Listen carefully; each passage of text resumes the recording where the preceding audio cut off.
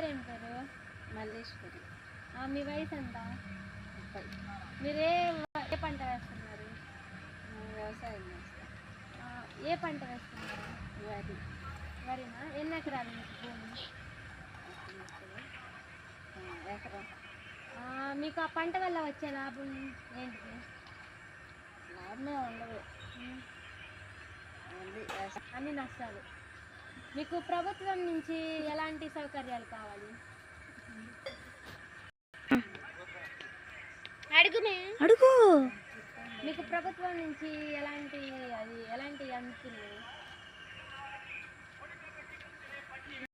ప్రభుత్వం నుంచి పథకాలు అందుతున్నాయా? కొన్ని అందుతున్నాయి, కొన్ని అందట్లేదు. ఇంకా మీకు పంట బాగా రావాలి, మాకు బాగా సాగాలి అని చెప్పి ఉంటే మీకు ప్రభుత్వం నుంచి ఎలాంటి సౌకర్యాలు కావాలి?